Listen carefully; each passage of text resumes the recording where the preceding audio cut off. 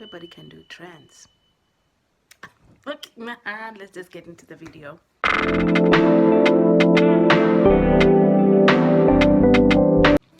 Hey guys, welcome to my channel.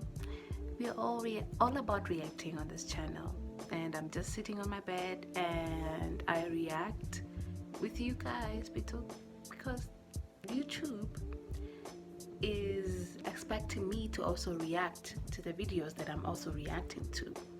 So if you like this video and if this is your type of content, please like, subscribe, comment, interact with me. I want to interact with you. Okay? With that said, let's jump into the video. When white people do trends, that does not mean those trends are for us black people. Okay? If there is a pew pew pew toy, keep in mind that that does not mean that you as a black parent should buy that for your black child. Okay? That does not mean you should buy that for your child. It's not for your child. The society does not see them as children. Okay? The same can be said about us as adults. We seem to forget because of this inclusivity that has been pushed on us. This does not mean that you can do what has been done. You can't. So just because a white person shows their dirty room, that does not mean you should show your dirty room. There are things as black people we should even keep to ourselves.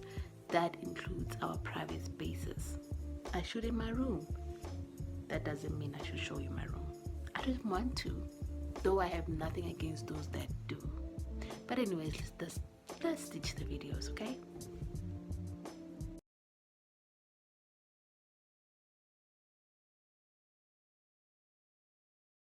No hate to any of the girls in this video. I'm just making a quick example. But do you guys remember that guy who just came on like TikTok and said, "Who's allowed to be relatable?" Do you guys remember him?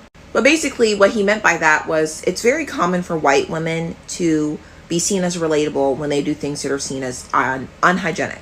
Like this video right here, these girls showed how their room was really, really messy, and it's seen as, oh, real facts, girl, same, you know? It's seen as relatable. But when anyone who is not white tries to pull that off, it doesn't work. And let me tell you why. For example, Kaylin. I don't know if you guys know her, but she makes really great content.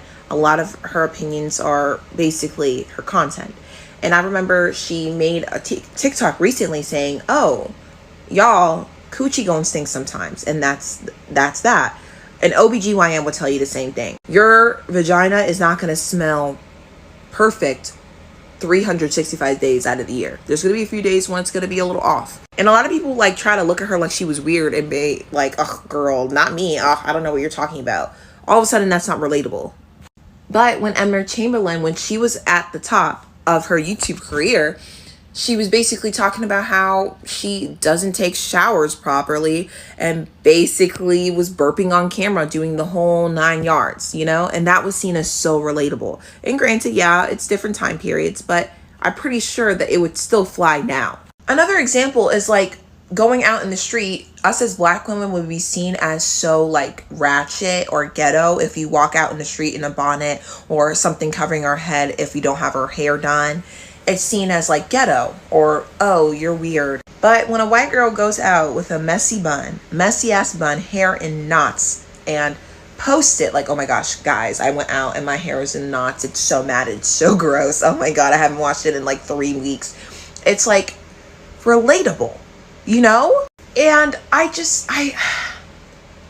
don't know why they just get away with everything. Well, I do know why. They're white. Simple. I just think it's weird. You know, I just think it's weird. Obviously, we all know why, like, they can get away with all this stuff. It's simply because they're white and they're the most sought out after, like, race in the whole entire world. but I want to know when it's gonna start getting old, you know? No hate to anybody whatsoever. I feel like it's not their fault. It's pretty much society, how we're built and how they perceive Black people and Black women. I just want to add to some of the points that she said. Who are allowed to be relatable? Who are allowed to have dirty clothes, dirty shoes, dirty everything, and just go out there and be relatable? Excuse me, alarm. They're fixing the whole building. Okay. It's the same thing as being a single mom. If you're a single Black mom, you are seen as you glamorize single parenthood. You're seen like you're the one who went out there and slept with everybody and anybody, and you made bad choices. You chose the wrong man to have a baby with. But when it comes to a white single mom, it's always, oh my God, poor her. The guy's a dog. Oh my God, she went out there. She was having fun. She was young, having fun like anybody do. And then she got pregnant, and she gets all the support that she needs, and then she gets all the praise that she gets. And even if when she has different baby daddies, even if it was a one night stand, even if she doesn't even know who the father is, it's relatable because, well, she's white. But when it comes to a Black woman, it's always, oh my God, she was the one who went to open her legs to have a baby with somebody that she doesn't even know. And she wanted to be at home and not do anything.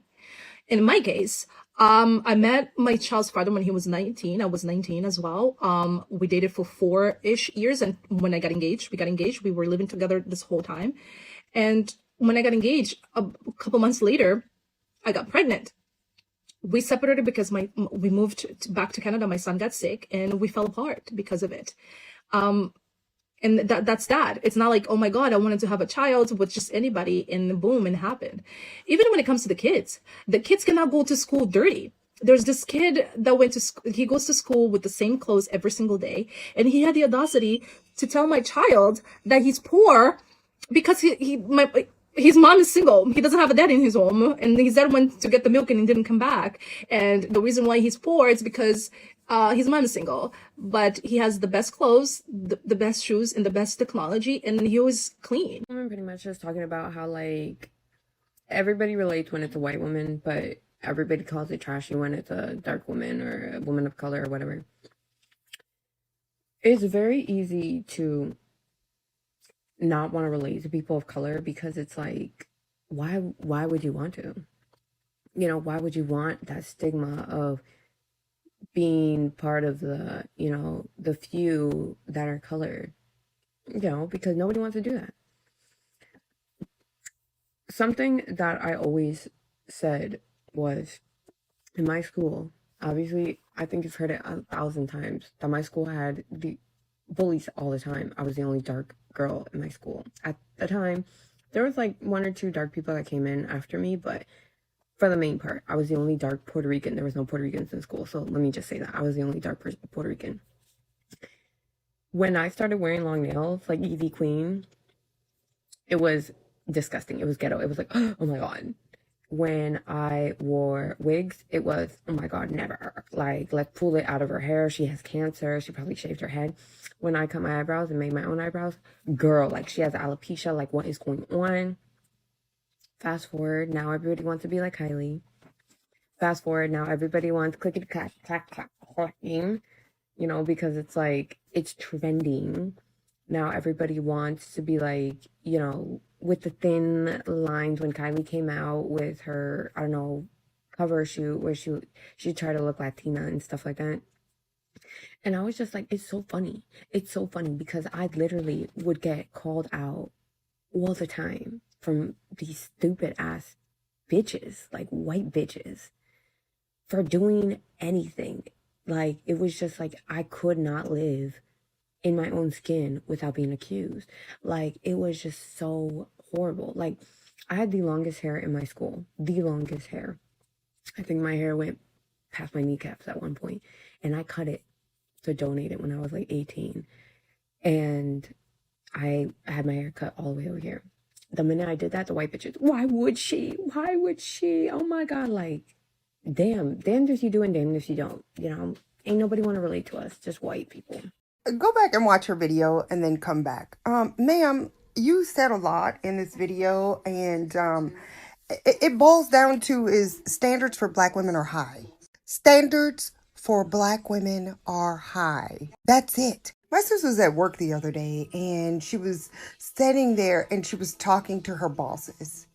And something happened, and she was just like, well, can I give you a hug? And he was like, sure, you can give me a hug.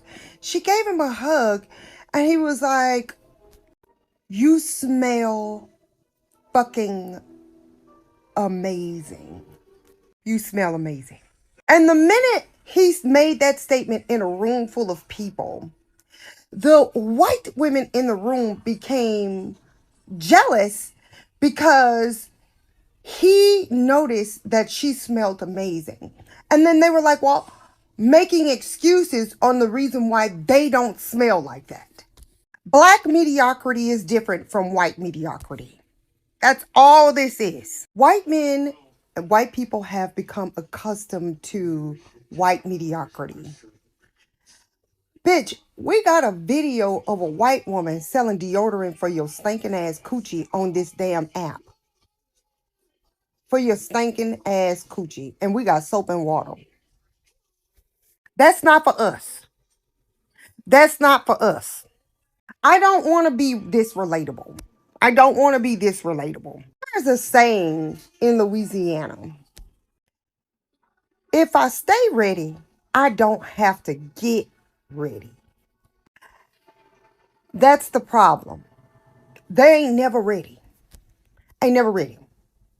But it completely fucking sucks that people have just become accustomed to their mediocrity. Like, people have become accustomed to it. And then they are shocked by our excellence, which is our mediocrity. I get where you're coming from, and I know that white people get away with a lot of stuff, but I feel like this one, it's black people not letting black people relate to each other. And think about it. If a white girl comes on TikTok and shows her dirty ass room and another white girl can say relatable, then it's relatable. But let a black girl do the same thing. She's probably not going to get the same energy. Like, take, for example, the bonnet reference. Like, yes, a lot of black people drag each other for wearing bonnets and saying that it's ghetto. So the real question is, why do black people hate on each other so much? We be forgetting that these white creators, majority of their followers are white. And so the reason why they get away with stuff is because white people let them get away with stuff. And white people openly admit to, like, you know, they admit to doing, I guess, relatable stuff that they be doing. I don't know. But who be following black content creators?